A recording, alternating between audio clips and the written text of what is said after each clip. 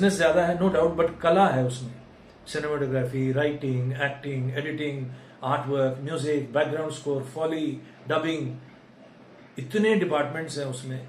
और जब आप इन तमाम डिपार्टमेंट्स की बारीकियों को समझते हैं, कहीं आप कोर्स कर लेते हैं, कहीं आप यूट्यूब लेक्चर से समझना शुरू करते हैं, तब आपकी नजर में एक फर्क आ जाता है।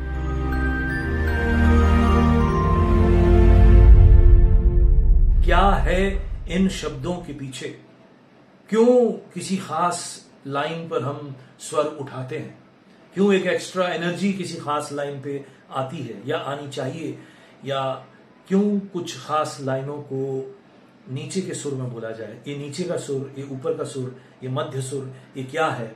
ये अलग अलग पिच क्या होते हैं? ये अलग अलग वॉल्यूम क्या है? एक टेक्स्ट के पीछे कितना बुद्धि का काम है एक एक्टर के। नमस्कार, जर्नी ऑफ एक्टिंग में आप सभी का स्वागत है और हम चर्चा कर रहे हैं वॉइस एज ए टूल। आपको यदि याद हो तो लास्ट टाइम मैंने डिस्कस किया था कि वॉइस को इम्प्रूव करने के लिए सबसे पहले हमें ब्रीदिंग एक्सरसाइजेस सीखनी पड़ती हैं, और मैंने एक ब्रीदिंग एक्सरसाइज बहुत डिटेल में समझाया था। जो लोग वीडियो देखकर सीख रहे हैं उनसे मेरा अनुरोध है कि इस प्रोग्राम को लाइक करें, शेयर करें, सब्सक्राइब करें और बेल आइकन जरूर बजाएं। तो वन फुल ब्रेथ, इसका जिक्र मैंने किया था। How to inhale and exhale, बहुत बेसिक एक्सरसाइज है ये, और इसी एक्सरसाइज को करने में कई दिन चले जाते हैं। लगे हाथ एक फेमस मुहावरा, प्रोवर्ब कहना चाहता हूं, लैटिन भाषा का है, आर्स लॉन्गा वाइटा ब्रेवी, मतलब art is long and life is short. तो पहले ये याद रखें कि जो भी सीखने वाला व्यक्ति कला के जगत में प्रवेश कर रहा है वो इस सूत्र को याद रखे कि कला का पथ बहुत लंबा है। आर्ट इज लॉन्ग एंड वाइट ब्रेवी, लाइफ इज शॉर्ट। एक जीवन भी बहुत कम पड़ता है, बहुत छोटा पड़ता है किसी एक खास कला को अच्छी तरह से सीखने के लिए, अच्छी तरह से महारत हासिल करने के लिए। यहां पे 3 शब्दों का जिक्र करना चाहूंगा और उससे आप अंदाजा लगा सकते हैं कि आप उन 3 कैटेगरीज में कहां बिलोंग करते हैं। कई बार हम गलती से अपने आप को आर्टिस्ट समझ लेते हैं जबकि हम आर्टिस्ट होते नहीं हैं। ये 3 शब्द हैं fan, connoisseur and artist. Fan, connoisseur and artist, इसको याद रखिएगा हमेशा। फैन का मतलब है आप किसी बड़े कलाकार या चर्चित कलाकार को पसंद करते हैं, चाहे वो अभिनेता हो, चाहे वो संगीतकार हो, चाहे वो कोई नर्तक हो, चाहे वो कोई फिल्म मेकर हो। उसके अलावा स्पोर्ट्स के जगत में भी, पॉलिटिकल वर्ल्ड में, बिजनेस वर्ल्ड में आप किसी के एक तरह से उसके काम से अभिभूत हैं, उसके प्रशंसक हैं। तो ये आपको एक कैटेगरी में ले आता है जिसे कहते हैं फैन। और याद रखिएगा कि फैन से ही फैनेटिक शब्द आया है। जब फैन का इमोशन बहुत अंधा होता है, ब्लाइंड होता है, वो दूसरे उसी किस्म के, उसी दर्जे के कलाकार को पसंद नहीं कर पाता, तब उसका इमोशन ब्लाइंड इमोशन हो जाता है और वो मरने मारने पर उतारू हो जाता है। तो बहुत से लोग पूरा जीवन फैन की अवस्था में रहते हैं और बाद में फैनेटिक हो जाते हैं। फैनेटिक अवस्था अच्छी नहीं है, फैन की अवस्था अच्छी है। फैन के बाद एक और अवस्था आती है जिसे कहते हैं कॉनोसूर। ये फ्रेंच वर्ड है, कला का पारखी, कला को समझने वाला। कला को सभी लोग नहीं समझ सकते, ये भी एक बड़ी गूढ़ बात है। खासकर क्लासिकल आर्ट को समझने का मादा, समझने की कैपेसिटी सब में नहीं होती है। आपने फिल्मों के बारे में सुना होगा, फिल्म अप्रिसिएशन कोर्स बहुत जगह चलाया जाता है। तो फिल्म्स को कैसे अप्रिशिएट करें, फिल्म को कैसे समझें, वो भी एक कला है। उसमें बिजनेस ज्यादा है नो डाउट, बट कला है उसमें। Cinematography, writing, acting, editing, art work, music, background score, foley, dubbing, इतने डिपार्टमेंट्स हैं उसमें। और जब आप इन तमाम डिपार्टमेंट्स की बारीकियों को समझते हैं, कहीं आप कोर्स कर लेते हैं, कहीं आप यूट्यूब लेक्चर से समझना शुरू करते हैं, तब आपकी नजर में एक फर्क आ जाता है। उस फर्क की वजह से आप कहलाते हैं कनौसूर। कनौसूर का मतलब है उस कला का मर्मज्ञ, उस कला को पसंद करने वाला, उस कला को समझ से पसंद करने वाला। फैन जो है वो समझ से पसंद नहीं करता। फैन के पास एक प्रकार की भावना है, उसकी भावनाएं अफेक्ट हुई हैं और वो उस व्यक्ति के चेहरे, व्यक्तित्व, उसके बिहेवियर उससे प्रभावित होता है और उसलिए उसको पसंद करता है। लेकिन कनौसूर का मतलब है वो कला की बारीकियों को जानता है। तीसरा दर्जा है आर्टिस्ट।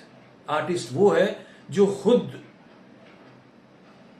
अभिव्यक्त करता है, चाहे अभिनेता हो, चाहे संगीतकार हो, चाहे कोई डांसर हो, चाहे कोई म्यूजिक कंपोजर हो, चाहे कोई लिरिक्स राइटर हो, फिल्म मेकर हो, कोई भी। तो वो उस कला से अपना जीवन जी रहा होता है और लगातार वो उस कला को प्रस्तुत करता है। जैसे पेंटर हुआ, स्कल्पचर हुआ, राइटर हुआ, नॉवेलिस्ट हुआ, प्ले राइट हुआ। तो वो अपने अंदर कुछ ऐसा रॉ मटेरियल रखता है जिसको वो वक्त वक्त पर अपनी कला से पेश करता है और उसी की कला को कनौसूर पसंद करते हैं या नापसंद करते हैं, क्रिटिसाइज करते हैं या अप्रिशिएट करते हैं, और फैन उसको, उसके चाहने वाले, उसके प्रशंसक उसे पसंद करते हैं या नहीं पसंद करते हैं। तो याद रखिएगा आप क्या बनना चाहते हैं और आप किस कैटेगरी में हैं। सारा जीवन फैन की अवस्था में बिताना ठीक नहीं है। फैन के बाद कनौसूर बनना जरूरी है। तो मैं ये याद दिलाना चाहूंगा कि मेरे वीडियोस को देखकर, मेरा अपना मकसद है कि इन वीडियोस के जरिए आपके अंदर का कलाकार जगे। मैं आपके अंदर के आर्टिस्ट को पकड़ना चाहता हूं, आपके अंदर के आर्टिस्ट को जगाना चाहता हूं, झकझोरना चाहता हूं। आप जीवन भर फैन की अवस्था में न रहें, सीखें, प्रैक्टिस करें, अभ्यास करें और धीरे धीरे जो जो सीखना है उसमें थोड़ी थोड़ी महारत हासिल करते रहें। तो एक्टिंग की ट्रेनिंग में ये जो टूल्स हमने डिस्कस किए, पहले बॉडी और अभी वॉइस। मैंने वॉइस के बारे में आपसे कुछ ब्रीदिंग एक्सरसाइजेस डिस्कस की थी लास्ट टाइम। आज फिर 2-4 और एक्सरसाइजेस मैं आपसे शेयर करना चाहूंगा और आप उसे अकेले में अपने आप इन वीडियोस को देखकर प्रैक्टिस करें। डेफिनेटली इंप्रूवमेंट होगा। 1 महीने के अंदर देखेंगे आपके अंदर आपका जो ब्रीदिंग पैटर्न है, ब्रीदिंग सिस्टम है, उसमें तब्दीली आएगी। और वो तब्दीली क्या है? लंबी होगी आपकी सांसें और गहरी होगी आपकी सांसें और एक्सहेलेशन में धीरे धीरे धीरे धीरे नियंत्रण आएगा। वॉइस ट्रेनिंग में एक्सहेलेशन का बड़ा महत्व है। क्यों? टेक्निकल तरीके से वॉइस प्रोडक्शन में exhalation is actually the speech. ये जो एक्सहेल होती है हमारी आवाज, इसी के जरिए ध्वनि तरंगों के माध्यम से प्रवाहित होती है। तो इस पे कंट्रोल रहे, ये एरिया आपका मजबूत रहे, इसी दृष्टि से ब्रीदिंग एक्सरसाइजेस कराई जाती है। आइए 2-4 और एक्सरसाइजेस आज सीखते हैं। लास्ट टाइम हमने 1 फुल ब्रेथ सीखा था, उसका एक रिवीजन करते हैं। पहले एब्डोमेन फूलेगा, फिर साइड रिब्स फूलेगा, फिर अपर चेस्ट फूलेगा। एक बार करते हैं इसको रिवीजन के तौर पे।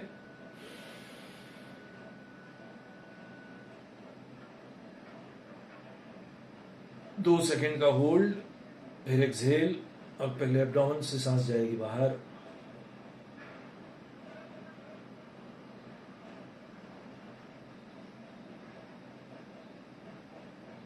ध्यान रहे कि पहले एब्डोमेन से ही सांस जाएगी बाहर और ये कम से कम 4 से 6 बार करें। नेक्स्ट एक्सरसाइज है, हम इनहेल करेंगे, फुल ब्रेथ इनहेलेशन, और 6 काउंट होल्ड करेंगे और बाकी की सांस एक्सहेलेशन के जरिए बाहर फेंकेंगे और धीरे धीरे फेंकेंगे। फॉर एग्जाम्पल इनहेल कर रहे हैं,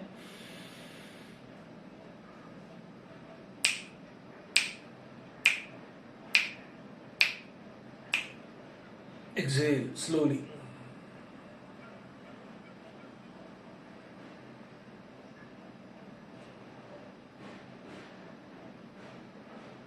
जाती हुई सांस को जाने दे, खूब पीछे जाने दे।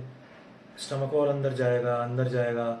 सांस जब एकदम शरीर को सांस लेना थोड़ा मुश्किल होगा तब इनहेल करें। कंधे आपके सपाट रहे, कंधे में हलचल ना हो, और सेम प्रोसीजर 6 काउंट होल्ड किया और धीरे से नाक से ही सांस को जाने दे जाने दे जाने दे जाने दे। ये भी कम से कम 4 से 6 राउंड करें, इसमें आपको होल्डिंग कैपेसिटी बढ़ेगी। ये सेकंड एक्सरसाइज है। थर्ड एक्सरसाइज बहुत ज़्यादा समय नहीं ले पाऊंगा, इसलिए क्विकली आपको रजिस्टर करना होगा। थर्ड एक्सरसाइज में लंबा इनहेल, 6 काउंट होल्ड और जितना एक्सहेलेशन है उसका हाफ एक्सहेल करेंगे और फिर 6 काउंट होल्ड, फिर रेस्ट ऑफ द ब्रेथ को एक्सहेल करेंगे। करके दिखाता हूं, सिंपल है लेकिन इसका फायदा बहुत है। इनहेल किया, लंबा इनहेल,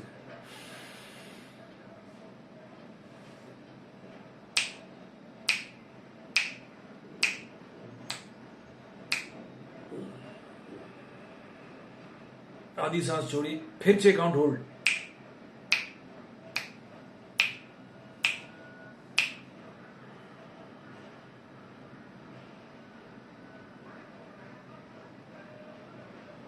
बाकी की सांस को भी धीरे धीरे धीरे धीरे धीरे हमने जाने दिया जाने दिया जाने दिया। तो ये भी कम से कम 4 से 6 बार करेंगे। इसको मैं रिपीट करता हूं।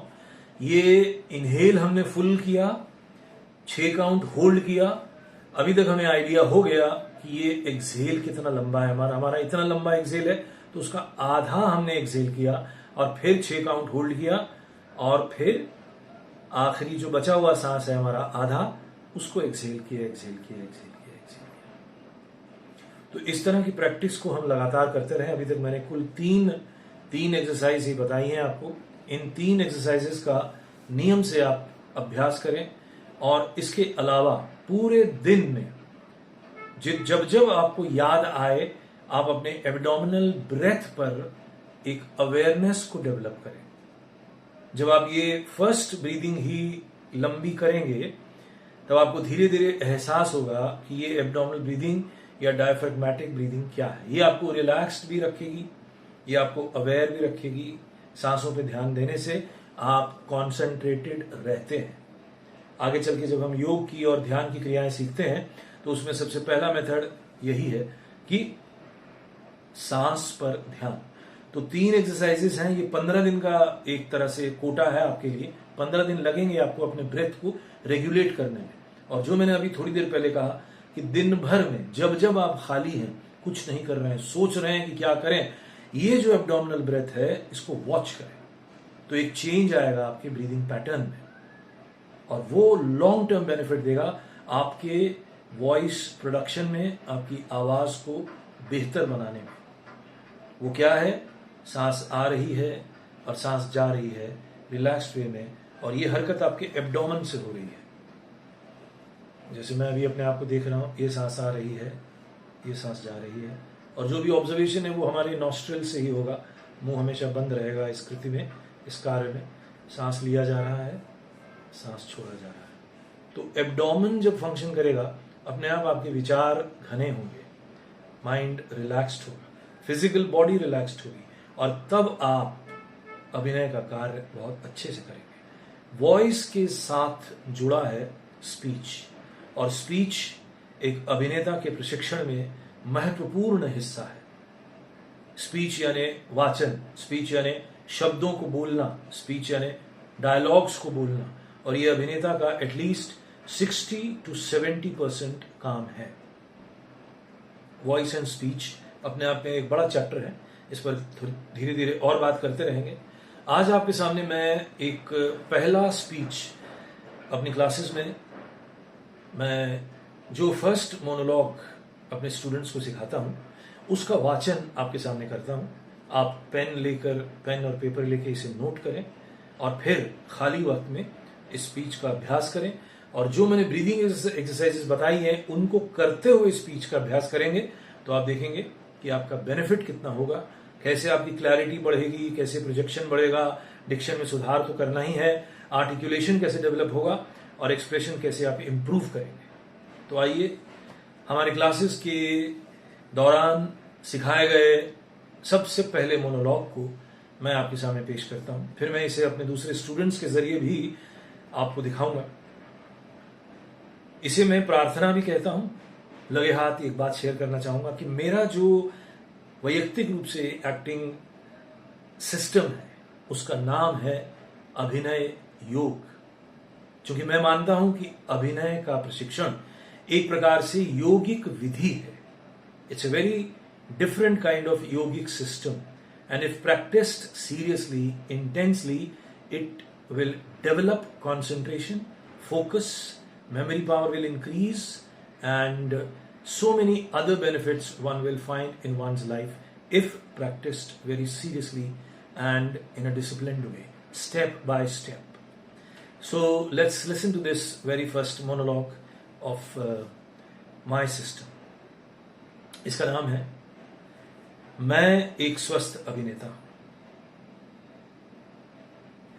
मैं एक स्वस्थ अभिनेता हूं।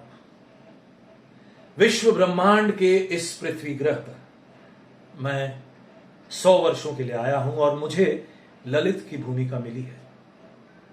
मैं अपनी भूमिका को निभाने में पूर्ण रूप से सफल हूं। इसके लिए मैं मन और प्राण से प्रयत्नशील रहूंगा।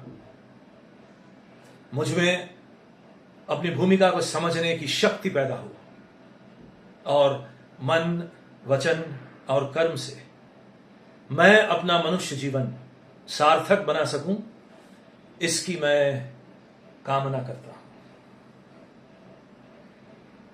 मैं अच्छी तरह से समझता हूं कि जो शक्ति इस पूरे विश्व ब्रह्मांड को चला रही है, वही शक्ति मेरे चरित्र, मेरे जीवन और मेरी भूमिका को भी चला रही है। मैं हर दिन हर पल उस शक्ति को अपनी ओर आकर्षित कर रहा हूं और उसी शक्ति की सहायता से इस विश्व रंगमंच पर मैं ललित का अभिनय कर पा रहा हूं। मैं जानता हूं क्योंकि मुझे मनुष्य की भूमिका मिली है। इसलिए मेरा लक्ष्य है स्वयं को जानना। अपनी इस अभिनय यात्रा के दौरान मुझे सुख, दुख, लाभ, हानि, आशा, निराशा, राग, द्वेष जैसे अनेक दृश्यों को निभाना होगा। किंतु सभी दृश्यों के पीछे जो दृष्टा है, सभी भावों के पीछे जो साक्षी भाव है, उसे जानने के लिए मैं हमेशा सजग व सचेत रहूंगा। मैं एक स्वस्थ अभिनेता हूं। मैं एक स्वस्थ अभिनेता हूं। मैं एक स्वस्थ अभिनेता हूं। तो ये था पूरा मोनोलॉग, मैं एक स्वस्थ अभिनेता हूं। अब ये पूरा टेक्स्ट आप नोट कीजिए, अपनी डायरी में लिखिए और फिर इसका अभ्यास कीजिए। अगले एपिसोड में मैं इस टेक्स्ट को कैसे इंटरप्रेट करें, क्या है इन शब्दों के पीछे, क्यों किसी खास लाइन पर हम स्वर उठाते हैं, क्यों एक एक्स्ट्रा एनर्जी किसी खास लाइन पे आती है या आनी चाहिए, या क्यों कुछ खास लाइनों को नीचे के सुर में बोला जाए। ये नीचे का सुर, ये ऊपर का सुर, ये मध्य सुर, ये क्या है, ये अलग अलग पिच क्या होते हैं, ये अलग अलग वॉल्यूम क्या है, एक टेक्स्ट के पीछे कितना बुद्धि का काम है एक एक्टर के लिए। याद रखिएगा, यहां बुद्धि शब्द का प्रयोग किया है, तो ये सभी को समझना होगा कि एक्टिंग का काम शारीरिक भी है, मानसिक भी है, भावनात्मक भी है और बौद्धिक भी है। There is physical energy required, mental force required, emotional energy required, and at the same time intellectual energy and intellect is also required. That is why it makes a person or an aspirant or a practitioner a very concentrated capsule. During that moment when an actor performs, he is a intensely concentrated capsule, and that gives the happiness. That is the pleasure. That is the beauty of this art. उस वक्त आपकी कोई चिंता नहीं आएगी जब आप perform कर रहे होते हैं, और अगर पूरे फोकस के साथ परफॉर्म करेंगे तो आप देखेंगे कि शाम को क्या करना है, बिजली का बिल कब भरना है, मोबाइल का बिल कब भरना है, रात को क्या खाऊंगा, ये तमाम विचार समाप्त हो जाते हैं। विचार एक दिशा में चलते हैं, सिर्फ विचार ही नहीं, शरीर एक दिशा में चलता है, इंद्रियां उसी दिशा में जाती हैं, और सबसे प्रमुख आपकी भावनाएं, क्योंकि इमोशंस सबसे स्ट्रॉन्ग हैं हमारे अंदर, और जहां इमोशन जाता है वहीं पे हमारा मन, प्राण, शरीर वहीं जाता है। तो ये अभिनय से पूरा संभव है। यहां मैं अक्सर एक बात कहता हूं, और अपने स्टूडेंट से भी अक्सर कहता हूं, the real pleasure lies in this. इसको हासिल करने का ही सुख है अभिनय का सुख, जो अल्टीमेटली रस का सुख है, जो अगला टूल है जो आने वाले एपिसोड्स में डिस्कस होगा। क्योंकि ये रस की ख्वाहिश, इस रस को पाने की इच्छा, यही हर मनुष्य के अचेतन मन में है। कला के जरिए ये पाया जाता है, अभिनय के जरिए भी इसे पाया जा सकता है, संगीत और नृत्य और काव्य से भी पाया जाता है, नो डाउट।